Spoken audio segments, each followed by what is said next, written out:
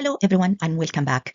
This week, we'll continue the Applied Medical Statistic playlist, which targets practicing physicians, junior medical practitioners, medical students, and board exam takers. And as I always say, this playlist will not provide a comprehensive statistic explanations. It's rather a concise refresher for practical application of statistical principles and concepts in medical care and clinical research. This week's presentation is about the mortality rate, case fatality rate, and attack rate. So let's get started. Mortality rate is defined as a frequency of death in a defined population over a defined period of time. And I highlighted the important words here because always we speak about defined population and it should be linked to a defined period of time. And this is very important during our calculations, as we will see in the example. There are many types of mortality rates, but the important one of them are the crude mortality rate, which is usually the mortality rate that is used in speaking general about a population of interest. Like we mentioned, the total number of deaths from all causes per 1,000 population. We have to remember it's over 1,000 population, it's not a percent. Infant mortality rate has a great importance because it's one of the parameters that reflect the child care, the maternity care. It reflects a lot about the quality of healthcare services in a community or in a country. So it's one of the important measures. And it's calculated by the number of deaths of infants under 1 year of age per 1,000 live births. It's also important here to remember it's not per 1,000 population, it's per 1,000 live birth. The maternal mortality rate is also one of the important parameters, and it's calculated by the number of maternal deaths by 100,000 of live births.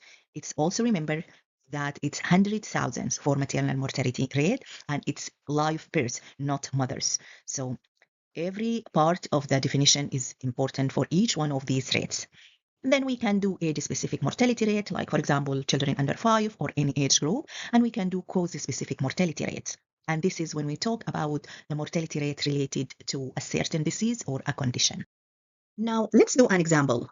If we have a community with 10,000 live births, and we know that we have 50 infants deaths in the same year, what is the infant mortality rate? So in this question, they will give you, for example, if it's a multiple choice question, they will give you many options, and usually they will be close to each other, so the answers will be kind of similar. It's confusing. The best policy is to calculate your own infant mortality rate and then check what's the right answer. I don't want you to be distracted by the options. And here in this example, we have 50 infants deaths. We will divide that by 10,000, and the answer is 5 in 1,000, right? So why that? Because the figure that we had here is in 1 year. I want you to be very careful when reading the question because sometimes they give you it's in 5 years or in 2 years. If that's the case, you have to divide by the number of years given in the question. But in this question, it's straightforward, and the answer is C, by dividing the number of infants deaths by the number of live births per year. Per year is more important to look at in your question. Now, let's move to the case fatality rate. And it's defined as the number of patients who die from a certain disease out of all patients who have the disease. So we are talking here about just the sick individuals, and we measure how many of those patients died due to the same disease, not for any other cause, right? So in this scenario, if they give you in a hospital somewhere there are 100 cases of a stroke patient and 20 patients died, we will count the case fatality rate by dividing 20 by 100 patients, right? So the answer is straightforward, and it's 20%. Talking about the attack rate, it's the proportion of exposed people who become ill.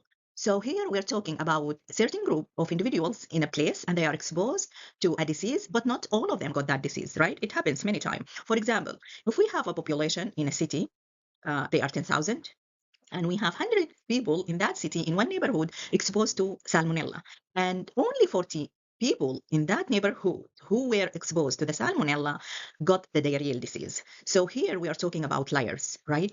But if the question asks specifically about the attack rate, we will only consider the exposed individual in that city and the individuals who actually got the disease. So here the 10,000 population is a distractor. because sometimes exam question got tricky. They want to see if you understand the equation for each measurement or you just fill in the numbers from whatever you have in the question. So in this situation, we will only divide 40 by 100, which is 40%, and we will ignore the 10,000 population. It's a distractor. So these measures are really useful in the clinical practice, and they help, the decision makers to direct the services towards the needful individuals or communities according to their rates, according to these measurements. I hope this video was helpful. Please subscribe to my YouTube channel and share the video with your friends, colleagues, and whoever is interested. Thank you so much.